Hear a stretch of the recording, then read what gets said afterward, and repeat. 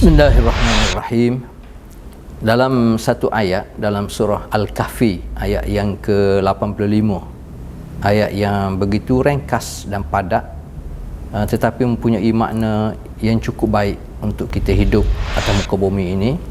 Allah Ta'ala berfirman, fa'atba'a sababa. Maka asasnya Zulqarnain ini dia mengikut sebab musabab. Artinya Allah Ta'ala beri kekuatan kepada Zulqarnain ini, kekuatan dia boleh memiliki kawasan yang begitu luas, pemerintahan dia, tetapi dia seorang yang beriman, dan kekuatan dia kerana dia berikhtiar untuk cari sebab musabab, macam mana untuk sebar agama Allah, macam mana untuk bantu orang, macam mana untuk melakukan kebaikan. Daripada sini kita boleh ambil pengajaran untuk kita keseluruhan. Kalau kita nak hidup dalam keadaan baik, kita kena ada usaha, kita kena ada ikhtiar. Selepas pada kita berikhtiar, kita usaha, kita berdoa, barulah kita bertawakal kepada Allah Subhanahu Wa Taala.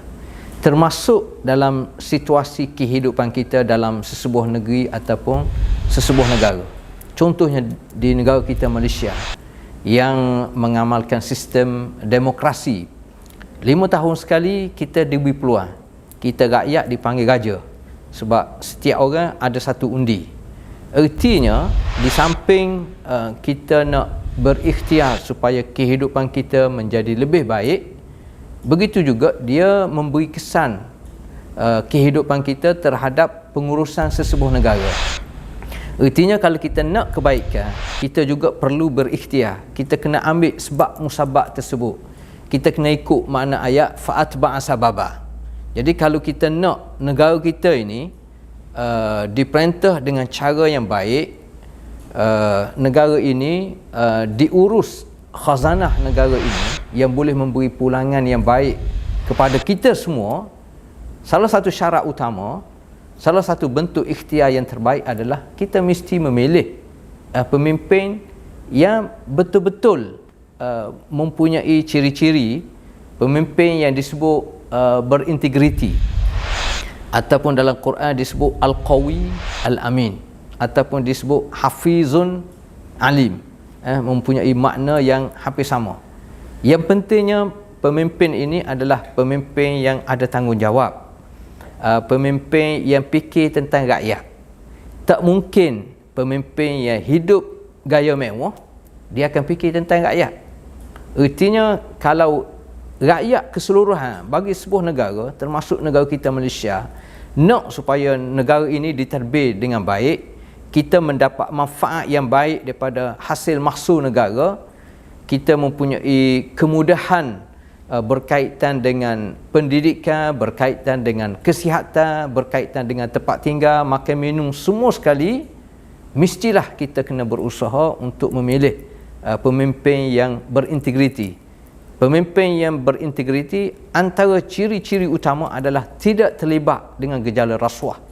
Kerana kita tahu rasuah ini adalah haram hukumnya di sudut Islam. Orang yang beri rasuah, orang yang menerima rasuah, orang yang terlibat dalam menguruskan perkara yang berkaitan dengan rasuah, semua sekali akan dilaknat oleh Allah SWT. Dan kita sebagai rakyat, kita kena rasa orang yang terlibat dengan rasuah ini seolah dia terlibat dengan makan makanan yang haram.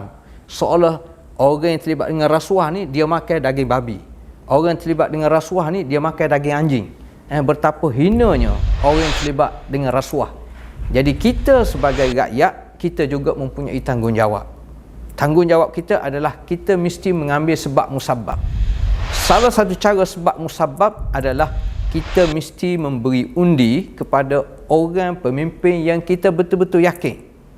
Orang yang di sudut akhlaknya dia mulia, kehidupan dia, sejarah hidup dia, dia fikir macam mana untuk memberi kebaikan kepada manusia, dan sesuai dengan hadis Nabi SAW, khairun nas anfa'uhum linnas. Sebaik-baik manusia adalah orang yang banyak memberi kebaikan. Jadi pemimpin yang berintegriti ni pahala dia terlalu banyak, kerana dia fikir tentang rakyat. dia tidak fikir tentang diri dia, dia tidak fikir tentang kelompok dia, jauh sekali dia nak terlibat dengan budaya rasuah. Jadi rasuah kita kena tolak melalui ikhtiar kita, usaha kita. Fa'at ba'asababa. Wassalamualaikum warahmatullahi taala wabarakatuh.